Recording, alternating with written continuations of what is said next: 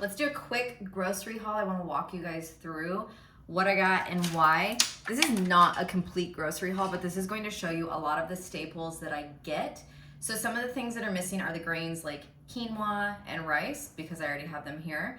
And then I really needed to pick up more meat and protein to do like a proper meal prep. And this is, but right now I'm alone.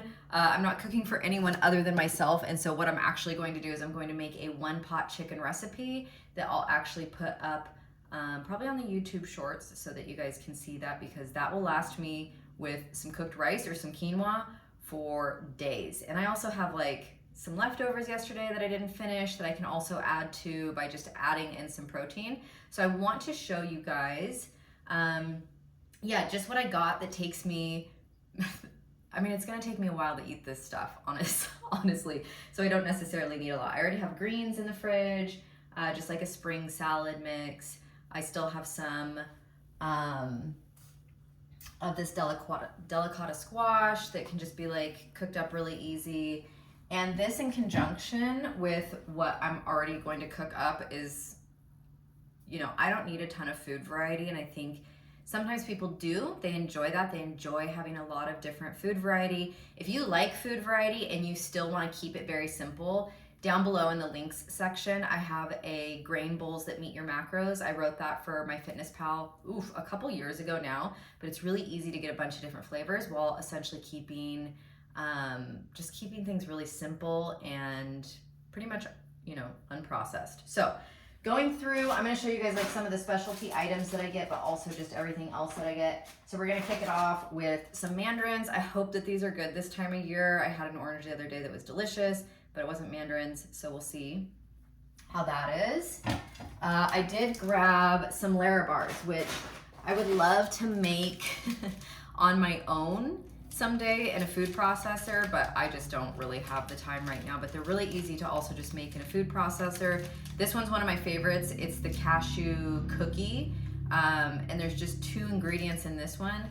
And this one is the chocolate chip cookie dough, and this one has just 6 ingredients. I don't think any of them have more than 6 ingredients. No artificial sweeteners, very important. Plant-based, gluten-free, dairy-free, and vegan. And you know, it's basically just like dates and nuts, and like, you know, that one has chocolate chips. So you can make them at home for very easily and for much cheaper. Like this one just says cashews and dates. This one says dates, chocolate chips, cashews, cocoa butter, vanilla extract, apples, sea salt, and sugar on this one. So that one's actually sweeter, but I love the cashew one. These are great. They're not a great protein source. I don't really eat protein bars, so these are more just kind of like a quick snack if I'm on the go. For part of my recipe, which I will be posting, these are just a bunch of mushrooms. So I got a little more than I need for the recipe, which is great because I can throw them in my egg scramble type thing. I did grab some pumpkin seeds, really, really good source of magnesium. This should last a while. They were like $8.99 though. So good investment though. Good micronutrients with the magnesium there. I also got these eggs, restorative pasture raised, Vital Farms. I look for, I look for organic, and then I try to get like pasture raised. There's a huge difference if you look at if you buy, like if you get eggs from your neighbor, or you have your own eggs, or if you eat eggs in Europe, the yolks are so much more of an orange color. And the ones that are just, in my opinion, like seemingly low quality are very, very, very yellow. And I think it has a lot to do with how they're raised. So that's what I do. I try to get like pasture raised, organic, no antibiotics, all of these types of things. This one says restores the soil, supports the ecosystem and biodiversity. They're obviously much, much more expensive, certified humane. That is something that I will put money into, is the proteins, because other than that, I just eat like quinoa, rice, and some veggies. And and I am not really as picky about those things, right? I got a big bag of peanuts because I feed the squirrel outside. You guys have seen me on IG. I love that little guy. He's so cute. His name's Rooter. Another meat that I got, this is one thing that I never see ground turkey in the case, so I do get it from this Diesel Farms. I get the 93% fat-free, 7% fat. They have a lot of 99.1, which is just something that I used to eat and is completely disgusting and flavorless to me now. And now that I'm not competing and dieting and doing all these things, you know, I love to just like eat higher fat foods. It really promotes the satiety. And I think it was like back in the 90s, they went through like a big fat-free craze. And what they did was really just like increase the sugar. So don't be afraid of fat, you guys. It's really, really good for you. I do eat beef. I just don't eat a lot of beef. And so I go through spurts of that, but I definitely eat beef, and I try to do the same thing, like grass-fed, preferably grass-finished. If I lived in Portland and when I moved to Germany, I really hope to get into like a farmer's market where the meat is just like from the farm, which would be really, really great. So yeah, just making those changes. This one also says no antibiotics ever. I will miss that when I'm in Europe. It's very difficult, I feel like, I rarely say this. Typically, I prefer the food quality in Europe. It is a bit better in a couple of different ways. But I do like having things like ground turkey because it's just a really nice alternative to chicken, which I eat a lot of chicken, which is the next thing that I will pull out along with these veggies. So these is just like a little bit more than 1.5 pounds of the chicken thighs. This goes into the recipe that I will do a YouTube short and show you guys and write out in a little blog post or whatever, because it's so good. It's super, it's one pot, so it doesn't get easier than that. With that, you need carrots for that recipe, carrots, mushroom, whatever veggie you want, and I use celery as well. I love a crunch. We love a crunch. Otherwise, I also just did baby carrots for my own snacking. I could just do more of these. To be honest, I'm like pretty lazy, and this just makes it really easy. Great way to get some fiber in. Let's see what the fiber is actually. What?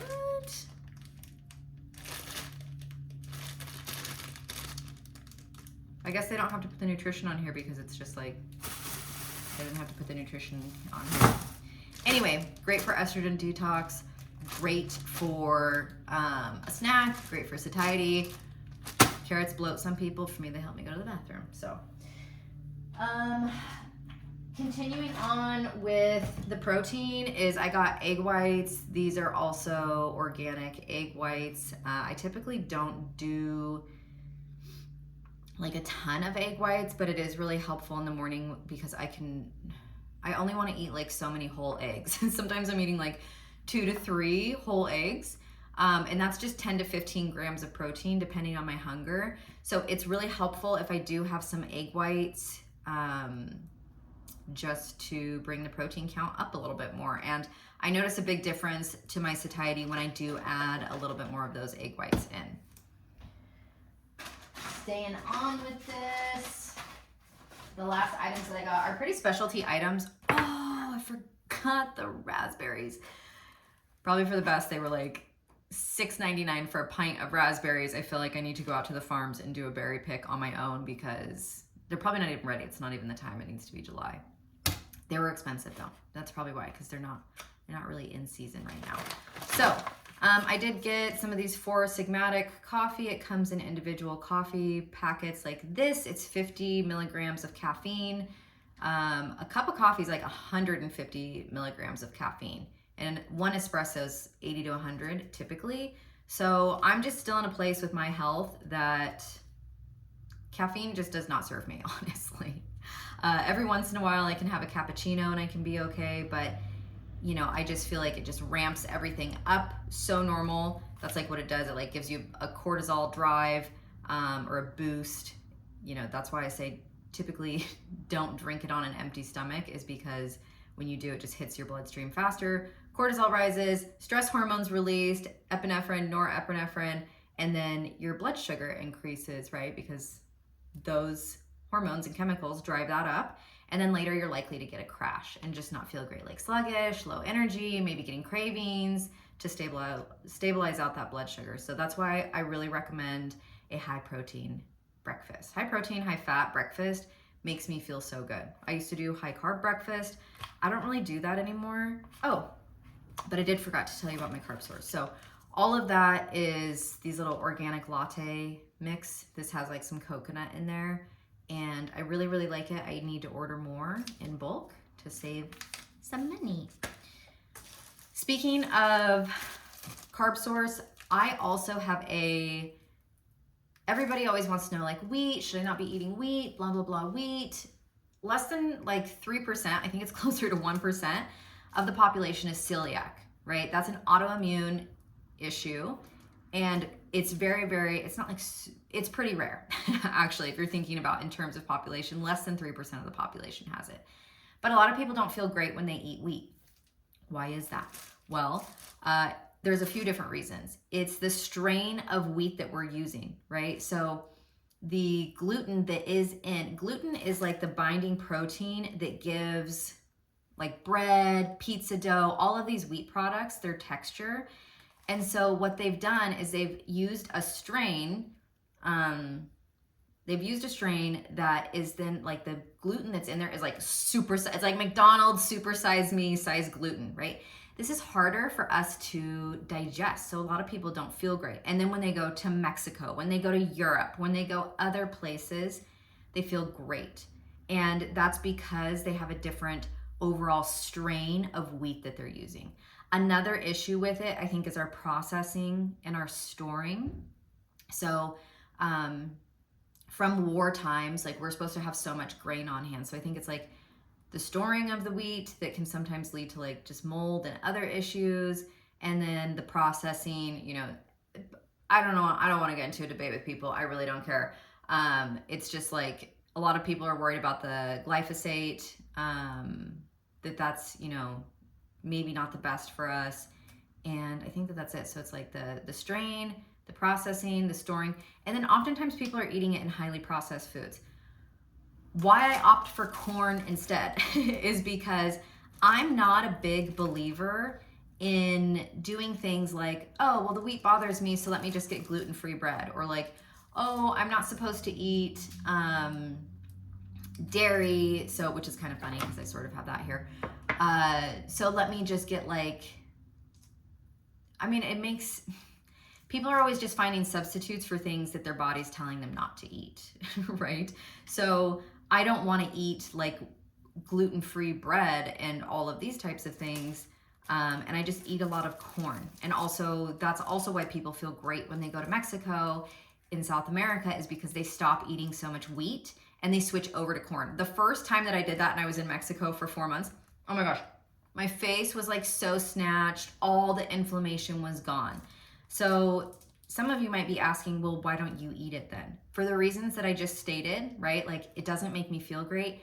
And I had a stool test done, and I actually do have a tested wheat sensitivity. So I do have an immune reaction to the wheat. So this puffiness that I was feeling and seeing, and the difference that I was seeing when I would come off wheat, wasn't just in my head. It's actually causing inflammation. And there's a lot of foods. If you guys are interested, you can do my Beat the Bloat course. And I talk about that, like the most common inflammatory foods like wheat and dairy and those things that can really make the biggest difference. So I love tortillas. Oh my gosh, this is one thing that I will miss in Europe so much. I'm gonna try to find like the corn flour masa. I don't even know why I can't think of what I would call that in English, so that I could just make my own tortillas. That would be amazing. Maybe I'll like even fly it over in my suitcase, because I eat a lot of tortillas, a lot of rice, and then quinoa I really like, but I hadn't been eating so much of it. So On to the next thing. This is dairy-free. I don't seem to process yogurt very well, and so every once in a while I will get something like this living coconut yogurt. This is vanilla flavored. They have like 7 different flavors. And this one is does have probiotics. I have a little thing about probiotics that I like to say, which is people just think like, oh, my gut's messed up, let me take probiotics. I'm like, that's not gonna do it. We have to figure out like what you're eating on a daily basis that might be causing bloating, distension, and oftentimes, and I talk about this in Beat the Bloat, oftentimes it's like, you're just not setting yourself up for success, right? You're not eating enough, you're not eating to satiety, you're not eating enough protein, you're not eating enough fiber, and your digestion feels less than stellar, right? Or maybe then you're kind of like starving all day, overeating, binging, snack crazy in the evening, and then you're feeling really bloated and you wonder why you don't feel good. So it's actually very holistic, it's very easy. I've helped so many people that have gone to a gastroenterologist and not been able to get relief, and people that have IBS, and we just through holistic habits have been able to set it down. So anyway, just a note on that. This is really expensive. I think it's like $7.99. And I was going to throw some raspberries on there, throw some pumpkin seeds on there, and just use a little bit of this. I just like the flavor. It has a very, very tart flavor. I love that kind of original tart, like almost sour. I'm that person that when we go and get froyo, I want the original tart flavor. Like I love that fermented kind of taste. So don't think that probiotics are inherently healthy. The number of people that you can, like, your gut is just filled with bacteria, both good and bad. And it's easy to get an overgrowth and get things out of balance. So probiotics are not a cure-all. It's a whole thing. They're really not that magic. Probably save your money on that and just focus on creating a healthy gut microbiome through your daily food choices and what you're doing. So yeah, okay. The last 3 items here. Again, I do consume some dairy though. I normally just get like the regular Alpenrose half and half, but I saw this today and I thought, let me see if I can notice any kind of difference. So this one is 100% grass-fed half and half Organic Valley. Again, a lot of people are just afraid of full fat items, and so they think that they need to, or they think it's healthier. Like the number of times that people have told me, like when I'm traveling, I meet somebody on the plane, and what do you do? And I'm like, oh, I'm a nutritionist.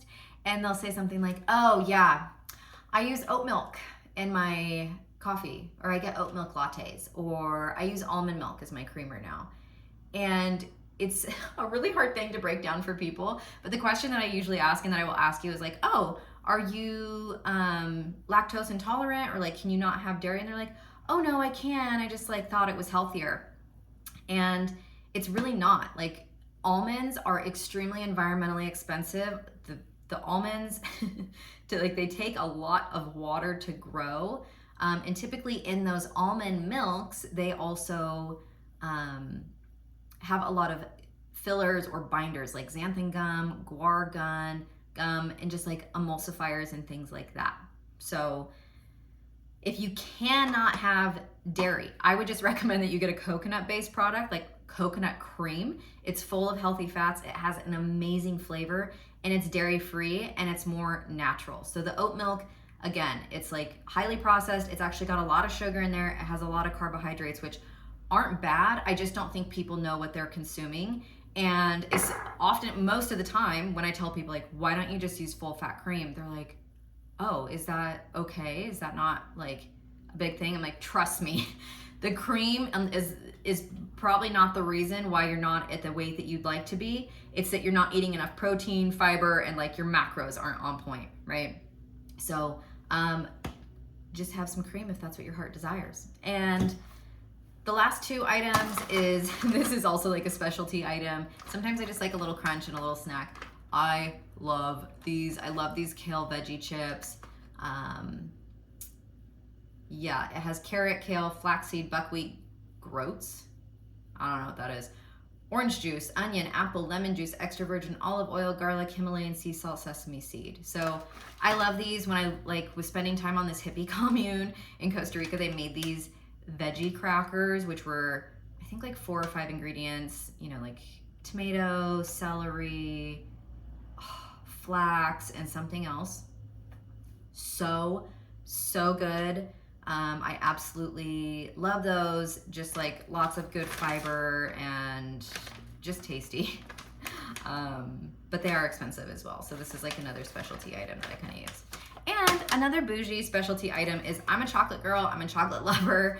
I love this brand, Honey Mamas. They're actually local to Portland. They're like headquarters or warehouses probably 2 miles from here. And every time I drive by, I'm like, so this is another very simple ingredients: organic raw honey, organic sprouted salted almonds, organic unrefined coconut oil, organic cacao powder, Himalayan pink salt, vanilla extract. So this is actually something else that you could make at home, just by mixing like coconut oil and cacao and some salt and like whatever you want to throw in there, and then just like freezing or refrigerating it. So but I just bought it. So anyway, that is my whole grocery haul. Like I said, I'm going to be making the chicken recipe, so you guys are probably going to be able to find that under my shorts. It's a one pot, which is so nice. And it just makes it super, super easy to just like get some of the meal prepping done. If I had more people, or if I just feel like this is a lot of food for me to eat. Like, you know, I have 1.5 pounds of chicken, I have 1 pound of this ground turkey, and I have eggs. This is going to serve me for a long time. I don't need much more. But like I said, if you guys are also looking for some variety, I'm going to post the MyFitnessPal recipes below so that you can check those out. So anyway, I'm going to get to putting all of this away and eating my breakfast. And yeah, I look forward to hearing your comments below. And don't forget to subscribe to the channel. I'm going to be more active on here, even if it's just very low-key casual. So, all right, see you.